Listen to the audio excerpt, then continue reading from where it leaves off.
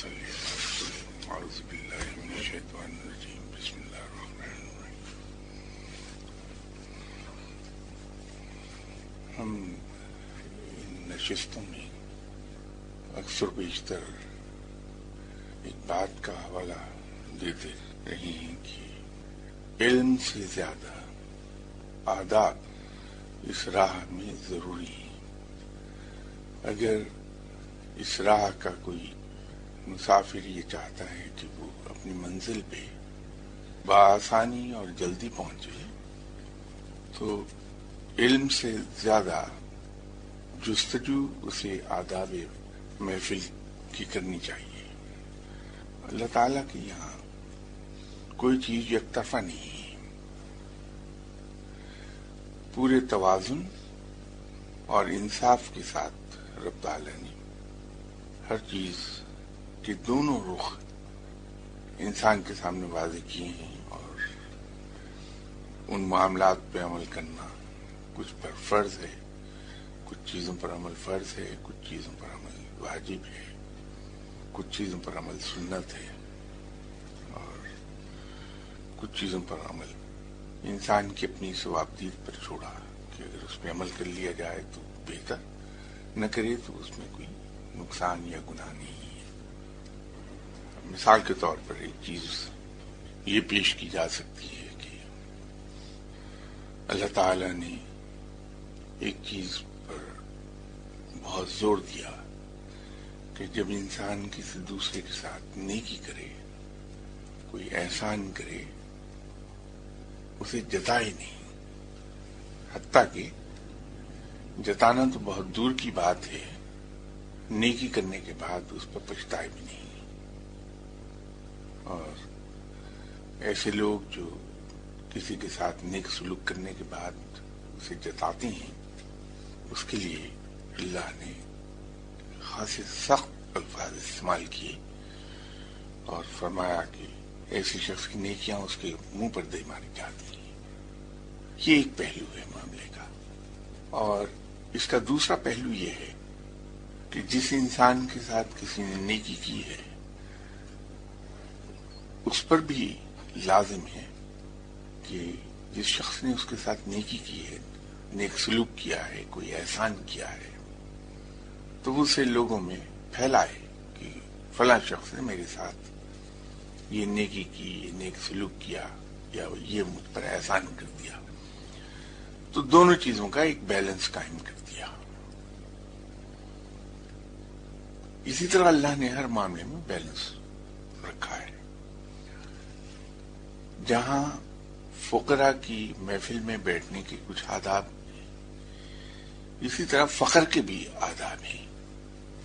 یہ نہیں کہ فقیر کے پاس بیٹھنے والا تو پابند ہے ان آداب کا اور فقیر ان تمام پابندیوں سے آزاد ہے، بلکہ کچھ معاملات میں تو فقیر پر پابندیاں فقیر کے پاس آنے والے لوگوں سے کہیں زیادہ ہیں.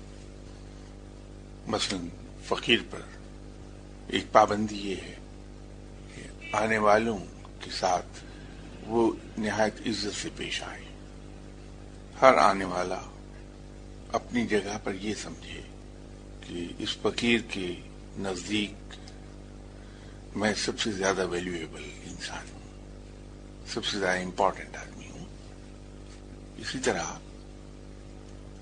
فقیر کے لیے اس سنت پر عمل کرنا بڑا ضروری ہے کہ فقیر کے پاس جو شخص بھی آئے اس کے ساتھ اتنی محبت کا اظہار کرے کہ اس کے پاس آنے والا ہر شخص یہ سمجھے کہ فقیر سب سے زیادہ مجھ سے ہی پیار کرتا ہے.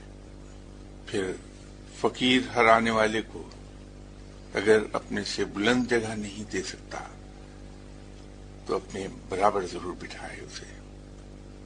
یہ نہیں کہ وہ خود تو بلند جگہ پر بیٹھے اور آنے والے فرش پر بیٹھے ہوئے ہوں. کوئی ایسی بات نہ کرے فقیر کہ جس سے اس کے پاس آنے والے کی دل آزاری ہو جائے یا فقیر کے پاس آنے والے شخص کے دل میں کوئی کراہت پیدا ہو. پھر فقیر پر ایک پابندی بڑی سخت ہے کہ اس کی گفتگو صاف ستھری ہونی چاہیے، لچر گفتگو نہیں کرے، بازاری گفتگو نہ کرے۔ آواز کے بارے میں فقیر کے لیے پابندی ہے کہ اس حدیث پر عمل کرے کہ نہ تو اتنا آہستہ بولے کہ دوسروں کو سننے میں دقت ہو، اور نہ اتنی اونچی آواز میں بات کرے، اتنی بلند آواز میں بات کرے کہ سننے والوں کے کانوں پر وہ بار گزرے۔ ایک اور بڑی پابندی ہے فقیر پر کہ اگر فقیر فاقے سے بھی ہے تو اپنے پاس آنے والوں پر اس کا اظہار نہ ہونے دے کہ میں فاقے سے ہوں۔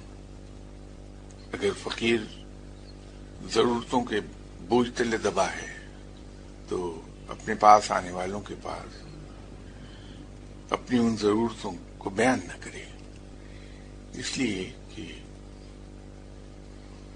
اگر تو فقیر نے یہ کہا کہ میں آج کل مشکل میں ہوں، فلاں فلاں پرابلم میں ہوں، تو یہ رب کا شکوہ ٹھہرا۔ اور یہ یاد رکھیے کہ جس شخص کے ساتھ انسان پیار کرتا ہے اس کے ساتھ شکوہ نہیں بیان کیا جاتا، اس سے کوئی شکایت نہیں ہوتی انسان کو۔ تو فقیر تو رب سے پیار کرتا ہے، تو فقیر کیسے شکوہ کر سکتا ہے؟ ایک پہلو اس کا یہ ہے۔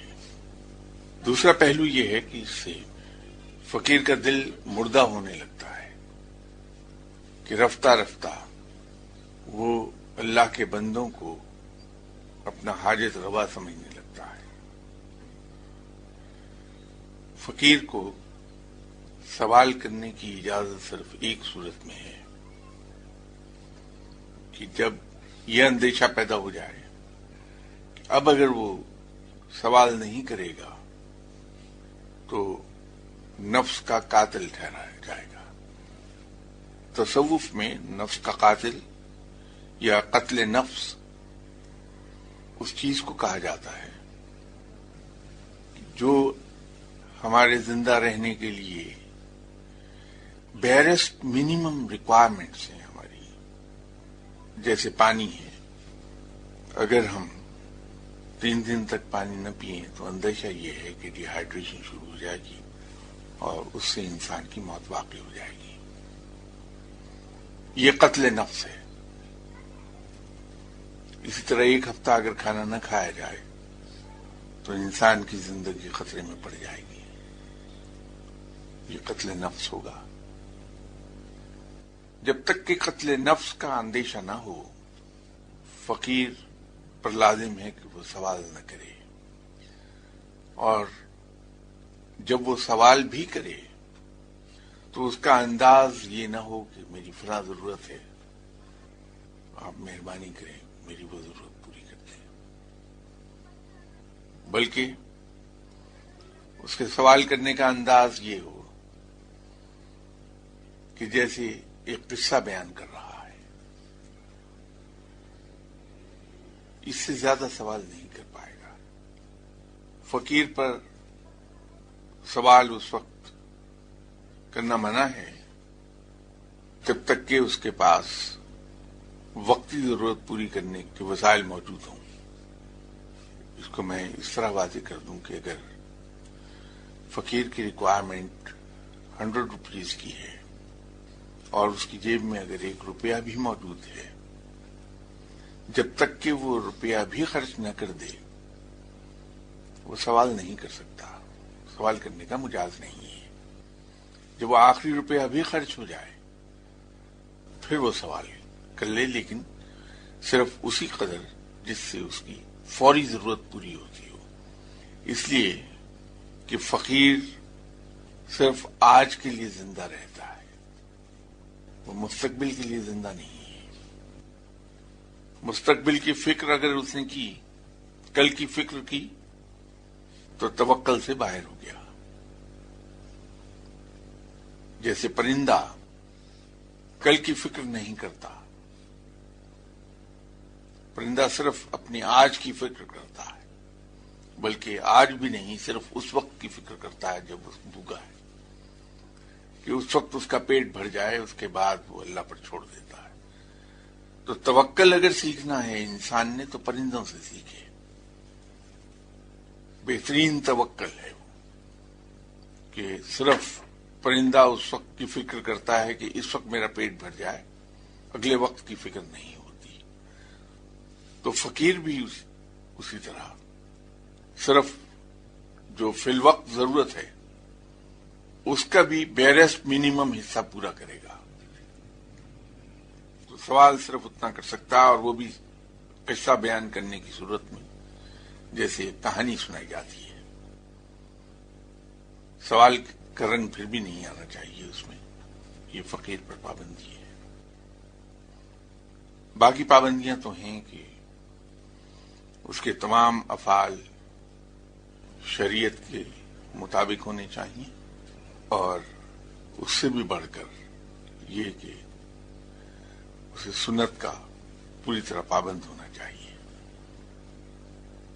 جناب حضرت بایزید بستامی رحمۃ اللہ علیہ صاحب کا فرمان میں نے پہلے بھی دہرایا تھا آپ کے سامنے، کہ آپ نے یہ فرمایا کہ وہ شخص تصوف کی خوشبو بھی نہیں سونگھ سکتا جس نے ایک سنت بھی ترک کر دی، بلکہ حضرت بایزید بستامی رحمۃ اللہ علیہ تو اس قدر سختی سے پابند تھے سنت کے اور فقر کے عادات کے، کہ ایک لمبا سفر کر کے دوسرے ملک میں ایک ایسے آدمی کی خدمت میں حاضر ہوئے جن کے بارے میں شہرت یہ تھی کہ وہ اپنے وقت کے بہت بڑے عالم بھی ہیں اور بہت بڑے ولی اللہ بھی ہیں۔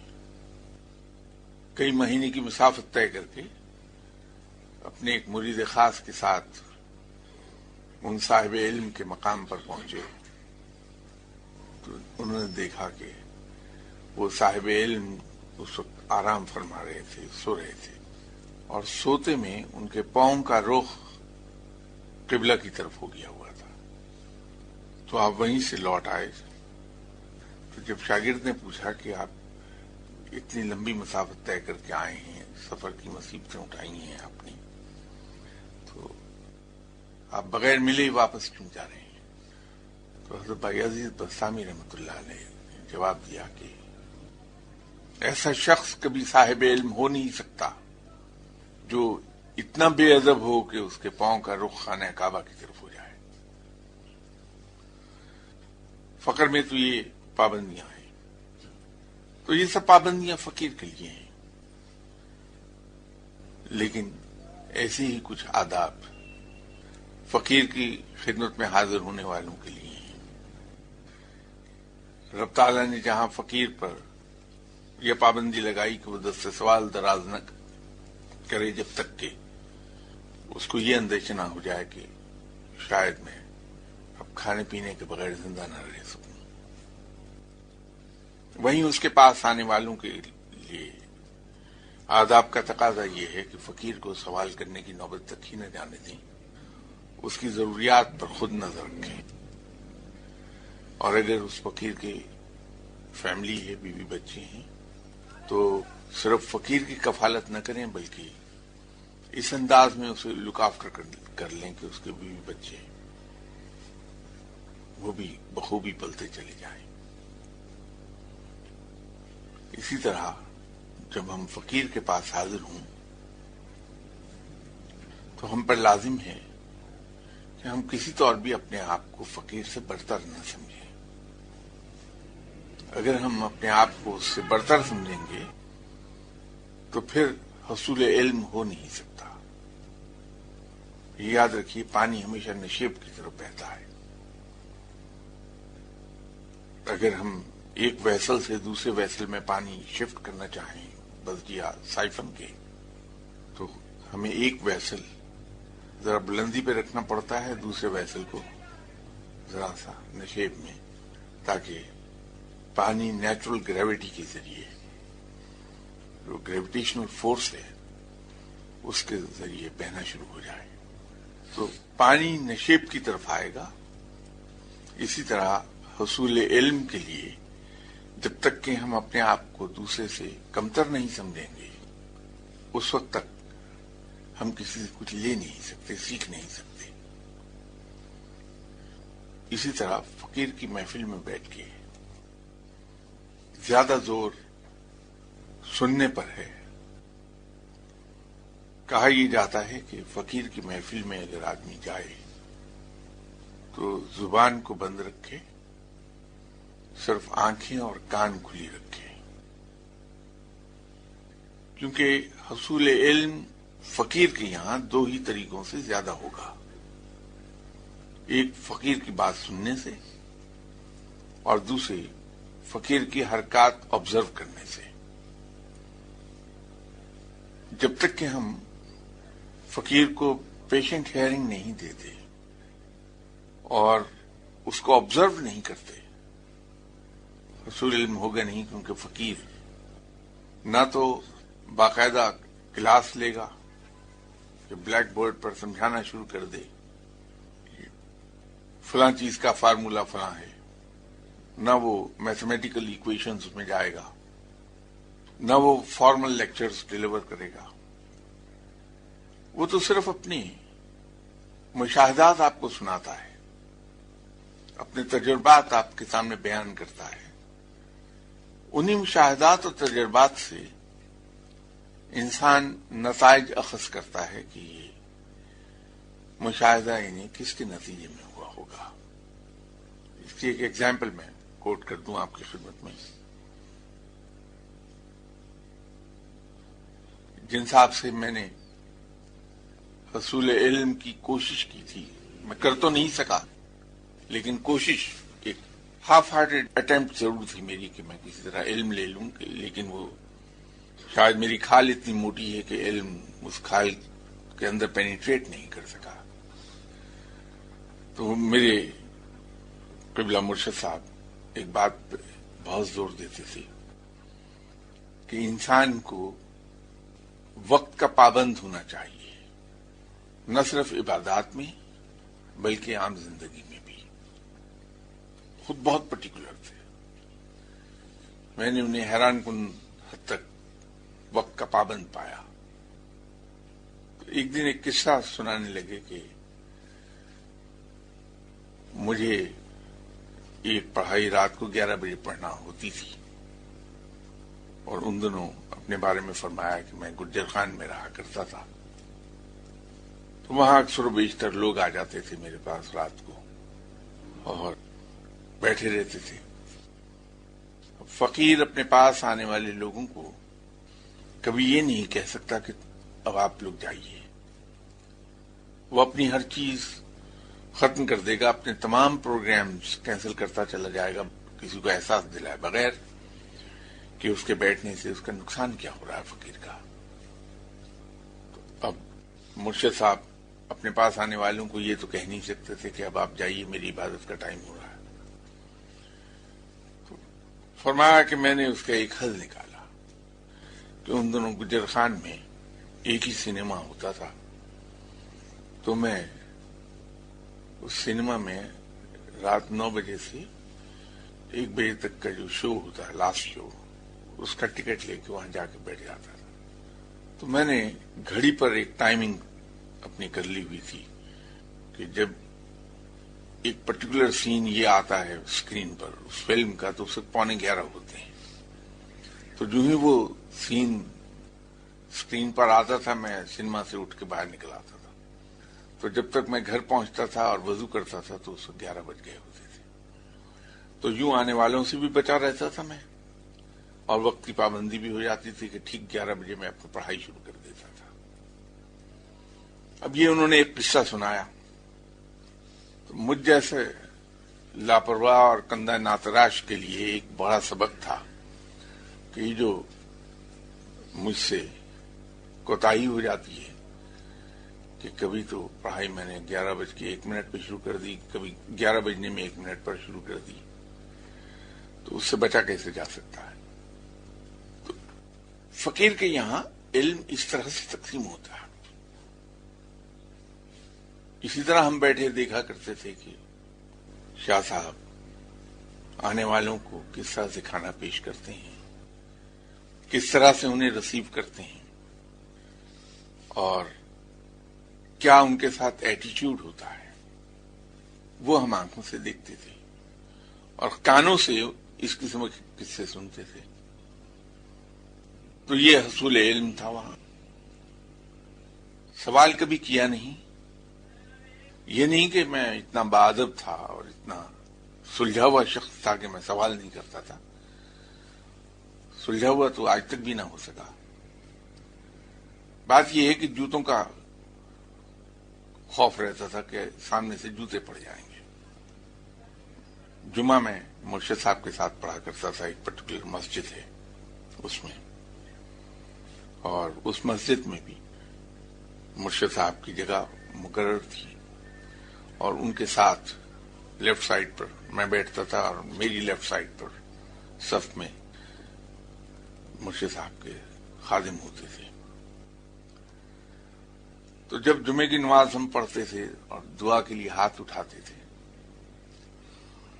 تو مجھے مرشد صاحب کا اور ان کے خادم کا تو پتہ نہیں چلتا تھا کہ وہ دعا میں کیا دیکھتے ہیں، لیکن مجھے اپنا پتہ چلتا تھا کہ میں کبھی کچھ دیکھ رہا ہوتا تھا دعا مانگتے وقت، کبھی کچھ دکھائی دینے لگتا تھا. تو ایک مزار دعا میں جمعے کی دعا کے بعد ہی وہ 3-4 مرتبہ دکھائی دیا، لیکن مجھے یہ سمجھ نہیں آتی تھی کہ وہ مزار ہے کہاں، کیونکہ اس کی بناوٹ اور اس کی لوکیشن اتنی خوبصورت تھی. اس مزار کا لے آؤٹ اس قدر آرٹسٹک تھا کہ وہ یوں لگتا تھا کہ اس زمین کی جگہ نہیں ہے. وہ چونکہ سمجھ نہیں آ رہا تھا اور میں 3-4 جمعے یا اس سے بھی زیادہ شاید دیکھ چکا تھا دعا میں. ہر مرتبہ جمعے کی نماز کے بعد جب ہاتھ اٹھاتا تھا دعا مانگنے کے لیے تو وہ جگہ میرے سامنے ہوتی تھی. اتنا اندازہ ہوتا تھا کہ یہاں کوئی بزرگ دفن ہے. تو جمعے کی نماز پڑھ کے جب ہم مسجد سے باہر نکلے اور کار کی طرف چل رہے تھے ہم، تو میں نے کہا کہ حضور اگر آپ اجازت دیں تو میں ایک چیز آپ سے پوچھ لوں. کہ ہاں بولو. میں نے کہا جی جب میں جمعے کی نماز کے لیے ہاتھ اٹھاتا ہوں تو مانگ تو دعا رہا ہوتا ہوں میں اللہ تعالیٰ سے. ظاہر ہے مجھ جیسے گناہگار کیا مانگے گا کہ یہی کہ یا اللہ جو دنیا کا امیر ترین آدمی ہے اس کی دولت مجھے دے دے، اسے میری غربت عطا کر دے. تو ایسی دعا مانگتا تھا، لیکن دیکھتا تھا میں وہ جگہ. تو میں نے کہا جی وہ اس طرح کی ہے لیکن سمجھ نہیں آ رہا کہ کیا ہے وہ، کہاں کی جگہ ہے وہ. تو انہوں نے بڑے غصے سے میری طرف ٹیڑھی آنکھ سے دیکھا اور میں سمجھا شاید جواب دے دیں گے. تو جواب آگے سے کیا آیا، تم نے مجھے بہت تنگ کیا ہے، مت آیا کرو میرے ساتھ تم. I am sorry sir. جب میں نے ایک دم سے پلٹ کے کہا کہ آئی ایم سوری سر، وہ غصہ ختم ہو گیا. تو یوں ایک سوال پوچھا اور اس کے سامنے جوتے کھا لیے. تو یہ جوتوں کو خوف تھا جو سوال نہیں پوچھتا تھا. تو جب آپ سوال نہیں پوچھتے تو علم آگے بڑھے گا کیسے؟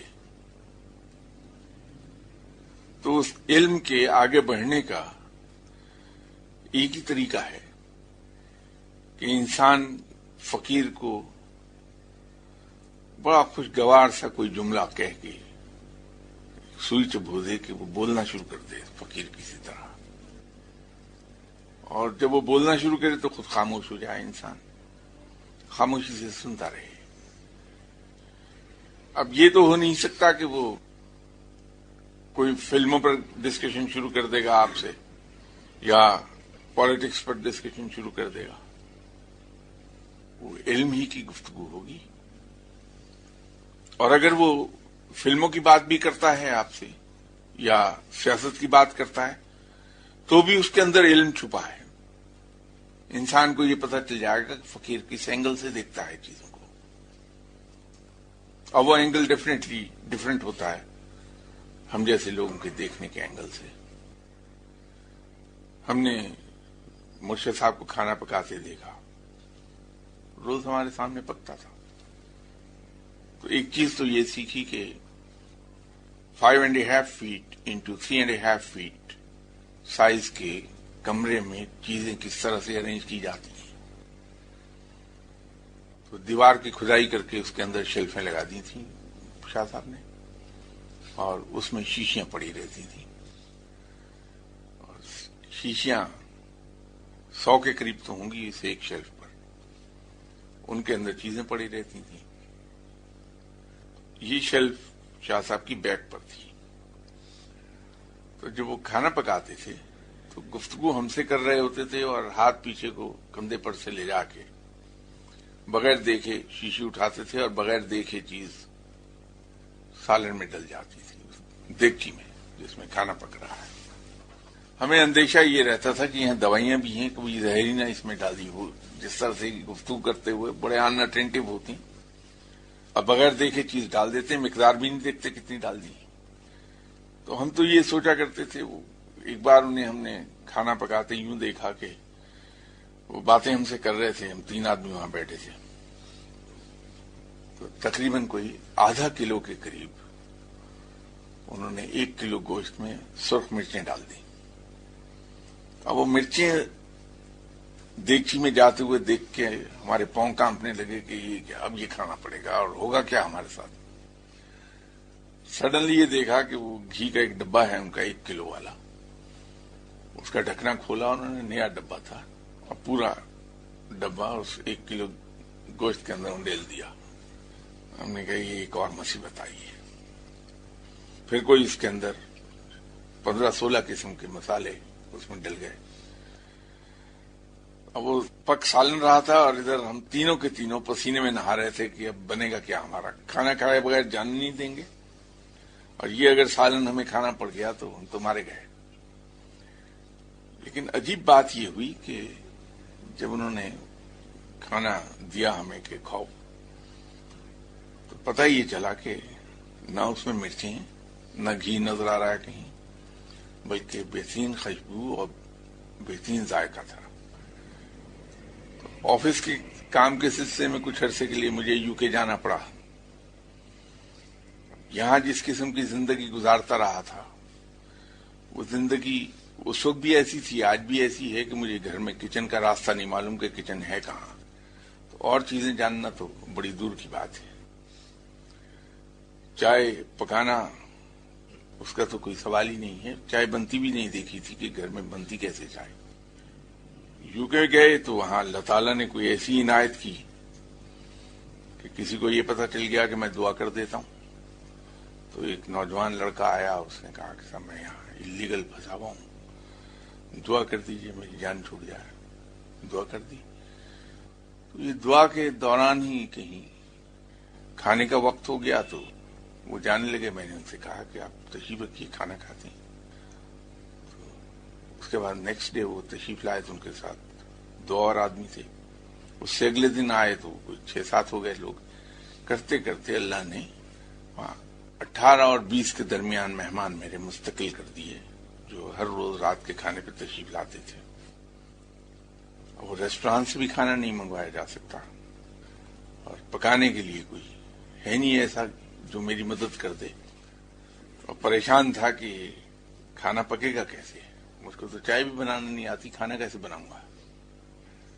तो सडनली याद आया कि शाह साहब को खाना पकाते देखा था हमने। मैंने कहा चलिए ट्राई करते हैं। तो बुचर शॉप से गोश्त आया, उसको धो के देगची में डाल के जो हाथ में लगा, बगैर ये जाने इसका नाम क्या है इस चीज का, वो उसमें डालते गए बगैर अंदाजे के, बगैर किसी चीज के, आंखें बंद की। जब सब कुछ डल गया तो उसके बाद उसमें पानी डाल के ऊपर ढकना दे दिया, और जो मेहमान थे उनसे गुफ्तगू करने लग गया।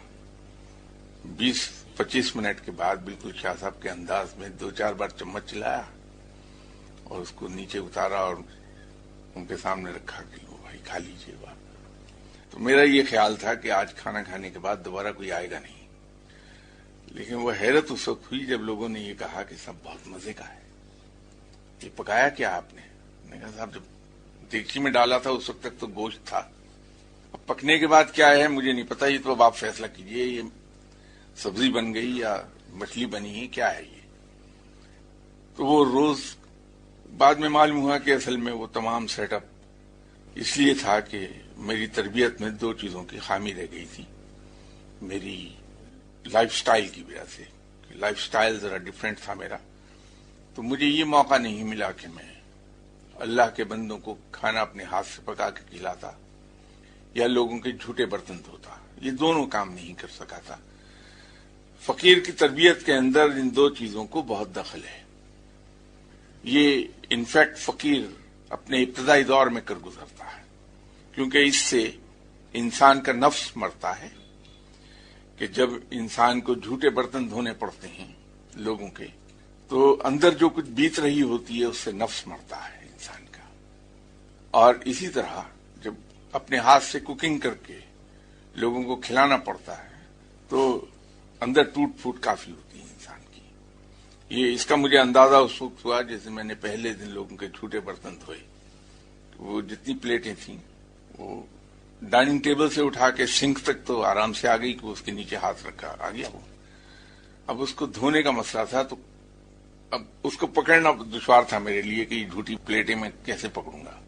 تو ٹیشو پیپر لے کے اس سے ایک کنارہ پکڑا پلیٹ کا پہلے دن، اور سنک پر نل کھول کے اس کے نیچے اس کو پلیٹ کو ترچھا کر کے کھڑا کر دیا. تو پانی کے زور سے اس کے اندر بچا ہوا سالن اور ایسی چیزیں وہ بہہ گئیں. جب وہ صاف ہو گئی تو پھر اس کو ہاتھ سے صاف کر دیا ویم لگا کے. وہ پہلے دن کا تجربہ اس نے مجھے بتایا کہ یہ ضروری کیوں ہے کسی فقیر کے لیے کہ جھوٹے برتن دھوئے جائیں، کہ انسان کے اندر کی میں قطعی طور پر ختم ہو جاتی. اور اسی طرح جو کھانا پکانا ہے، ویسے تو مہمانوں کا آنا اچھا لگتا ہے، لیکن جب انسان کوکنگ رینج کے پاس کھڑے ہو کر کوکنگ کرتا ہے تو اس وقت ہوش آتی کہ مہمان نوازی کوئی زیادہ آسان کام نہیں ہے. وہ تو بڑا آسان سا کام ہے کہ آپ گھر میں اپنے خانسامہ سے کہیے کہ بھائی آج 15 آدمی آ رہے ہیں، 8 بجے کھانا کھائیں گے، اور 8 بجے ٹیبل لگا دینا 15 آدمیوں کی. کہہ کہ آپ تو چلے گئے. بعد میں کوکنگ ہو رہی، کھانا کھایا، ٹیبل سے اٹھ کے ڈرائنگ روم میں جا کے بیٹھ گئے تو ملازم برتن سمیٹ کے دھو کے برابر کرتے ہیں تو محسوس بھی نہیں ہوتا. تو بڑا اچھا لگتا ہے مہمان نوازی کا یہ انداز. لیکن جب خود کوکنگ کرنی پڑتی ہے تو انسان کی میں مرتی ہے. تو وہ جو آبزرو ہم کر رہے تھے شاہ صاحب کو کہ کس طرح سے یہ پکاتے ہیں اور کیسے سرو کرتے ہیں، وہ ایک علم تھا باقاعدہ. اسی طرح ان کی باتیں سنتے تھے. میں نے شاید قصہ سنایا تھا کہ وہ ایک رات میں تسبیح کر رہا تھا بیٹھا ہوا، تو سڈنلی مجھے محسوس ہوا کہ میں کسی نئی جگہ چلا گیا ہوں، اور میں وہاں گھوم رہا تھا تو سمندری پانی وہاں آ گیا. میں ایک ذرا سا 2-4 فٹ بلند جگہ پر کھڑا ہو گیا. تھوڑی دیر میں پانی پھر میرے پاؤں تک آ گیا. میں اور بلند جگہ پر چلا گیا. کرتے کرتے جب وہ بہت بڑھا تو ایک وائٹ بلڈنگ تھی، میں اس میں داخل ہوا تو پانی میرے پیچھے پیچھے، پہلی منزل ڈوب گئی، دوسری ڈوب گئی، تیسری ڈوب گئی، حتیٰ کہ میں روف ٹاپ پہ پہنچ گیا اس وائٹ بلڈنگ کی. بہت بڑی بلڈنگ تھی، اور میں اس بلڈنگ پر کھڑا تھا تو پانی بالکل اس کے روف لیول پر تھا، ٹکرا رہا تھا پانی اس کے. اور میں سوچ رہا ہوں کہ جاؤں گا کہاں، یہ تو سب ڈوب گیا سب کچھ. اتنی دیر میں ایک نیول بوٹ آئی، اس میں بیٹھا اور نکل گیا وہاں سے. یہ قصہ میں نے شاہ صاحب سے سنایا کہ رات میں پڑھ رہا تھا بیٹھا ہوا، تو تسبیح کے بعد میں نے یہ دیکھا سب. تو یہ کون سی جگہ تھی؟ میری بات کرنے کے بعد نظر جو پڑی چہرے پر تو معلوم ہوا کہ آنکھیں سرخ ہوئی بھی باہر کو آئی ہیں جلال کے مارے. پہلا جملہ جو آپ نے فرمایا وہ یہ تھا کہ تم اپنی حرکتوں سے باز نہیں آؤ گے. میں نے کہا حضور کیا ہوا، کہ تم میرے پیچھے کیوں آئے تھے رات؟ میں نے کہا صاحب آپ کے پیچھے تو نہیں تھا. کہ یہ جو تم کہہ رہے ہو یہ کیا تھا؟ میں نے کہا حضور یہ تو میں نے آپ کو بتایا، میں رات پڑھائی کر رہا تھا، پڑھائی کے دوران میں نے دیکھا کہ میں اس طرح اس علاقے میں چلا گیا ہوں، تو وہاں یہ سب میں نے دیکھا، تو آپ تو نہیں تھے وہاں. تو پھر غالباً میرا خیال ہے شاید حالت کشف میں انہوں نے دیکھا کہ میں کیا کہہ رہا ہوں. تو ایک دم کول ڈاؤن ہو گئے. کہنے لگے یہ جاپان میں ایک جزیرہ ہے، وہاں میری ڈیوٹی لگی تھی اور تم میرے پیچھے وہاں آ گئے. آج سے 6 دن یہاں پر سمندری طوفان آنے والا ہے، اور یہ جو بلڈنگ تم کہہ رہے ہو یہ جاپان کی نیول ہیڈ کوارٹر کی بلڈنگ ہے. یہ جزیرہ غرق ہو جائے گا اس طوفان میں. تو تم اس بلڈنگ کی چھت پر چڑھے ہوئے تھے جو تم مجھے بتا رہے ہو. ٹھیک ہے، ہوگا. لیکن پتہ اس وقت چلا کہ 7ویں دن اخبار میں نیوز تھی کہ جاپان کے فلاں جزیرے میں سمندری طوفان آ گیا اور اس سے ان کے نیول ہیڈ کوارٹر کی بلڈنگ ڈوب گئی، اس میں وہ جزیرہ غرق ہو گیا. اب یہ قصہ جو ہے، اب یہ کسی نے تو نہیں مجھے پڑھایا، اتنا مرشد صاحب نے سبق پڑھایا تھا کہ ایسا ہوگا. تو یہ سننے سے اور آبزرو کرنے سے علم سیکھتا ہے انسان. ہم بہت دور نکل گئے اپنے ٹاپک سے. جب تک کہ ہم فقیر کی محفل میں زبان بند کر کے نہیں بیٹھیں گے، اپنی ہی کہے جائیں گے اور فقیر کی نہیں سنیں گے تو علم میں اضافہ نہیں ہوتا. اگر ہم جا کے فقیر کو یہ بتانے لگیں کہ صاحب میں نے فلاں وقت یہ دیکھا، فلاں وقت یہ دیکھا، فلاں وقت یہ ایکسپیرینس کیا، تو فقیر آگے سے گھاس نہیں ڈالے گا، وہ اپنی زبان بند کر لے گا. نتیجہ یہ ہے کہ جو کچھ ہم نے سیکھنا تھا وہ ختم ہو جائے گا. ایک صاحب بڑے شاہ صاحب کے پاس حاضر ہوئے. انہوں نے کہا صاحب آپ کو سلام کرنے آیا تھا. ویسے تو میں نے حضرت علی کرم اللہ وجہہ کے دست مبارک پر بیعت کی ہوئی ہے، لیکن میں آپ کو سلام کرنے آیا ہوں. معلوم نے اس شریف آدمی نے، اس بیچارے نے شاید اس اینگل سے بات کہہ دی کہ میں اگر حوالہ دے دوں گا جناب حضرت علی کرم اللہ وجہہ کا تو شاہ صاحب فقیر آدمی ہیں، تو اس نسبت سے شاہ صاحب میرے لیے زیادہ مہربان ہو جائیں گے. میرا اپنا اندازہ ہے، شاید ان صاحب نے یوں یہ ڈسکلوز کر دی بات. لیکن اس کا ریئیکشن بالکل الٹ ہوا کہ شاہ صاحب بگڑ گئے اور ان سے کہنے لگے کہ اگر آپ نے اتنی بڑی ہستی کے دست مبارک پہ بیعت کی ہے تو میرے پاس کیا لینے آ رہے ہو؟ جاؤ، میرے پاس تمہارا کیا کام ہے؟ اب اس آدمی کا رنگ میں نے دیکھا کہ اڑ گیا کہ یہ کیا ہو گیا. اب مجھے معلوم تھا کہ اگر یہ آگے سے آرگومنٹ کرے گا تو شاہ صاحب اور بگڑ جائیں گے. تو میں نے اس کو ایسا سے اشارہ کیا کہ اٹھ کے چلے جاؤ، بولنا نا. وہ پھر بھی کوشش نے کی آرگومنٹ کرنے کی، تو وہی ہوا جس کا میں جس سے ڈر رہا تھا کہ ڈانٹ پڑی. پھر میں نے اشارہ کیا کہ چپ رہو، جاؤ یہاں سے. وہ چلا گیا تو باہر پھر میں گیا اس کے پیچھے جا کے اس سے کہا کہ آپ نے غلطی کی. فقیر کو کبھی یہ نہیں بتاتے کہ میں کیا ہوں. وہاں عاجزی سے جائیے، انکساری سے کہ آپ کچھ نہیں تو فائدہ ہوگا، اس سے کچھ حاصل کر لیں گے. جب آپ یہ نیم ڈراپنگ کریں گے، اتنے بڑے بڑے نام کوٹ کریں گے، تو پھر آگے سے وہی کچھ سنیں گے جو سن لیا. تو آئندہ جب آپ یہاں تشریف لائیں تو مت یہ کہیے کہ میں کس کے دست مبارک پر بیعت ہوں، کیا ہوں، تو پھل پائیں گے آپ. یہ آداب محفل ہیں کہ فقیر کی محفل میں جب ہم جائیں تو ان آداب پر نظر رکھیں تو بہت کچھ حاصل کر لیں گے. لیکن یہ جو آداب بتائے ہیں میں نے کسی فقیر کی محفل سے بتائے ہیں. یہ محفل فقیر کی نہیں ہے. یہاں تو آپ جس طرح جی چاہے بیٹھیے، جو کچھ جی چاہے بولیے، یہاں کسی پر کوئی پابندی نہیں ہے. لیکن جب کبھی کسی فقیر کے پاس جائیں تو پھر انشاءاللہ تعالی بشرط زندگی اگلی اتوار ملاقات ہوتی ہے آپ سے.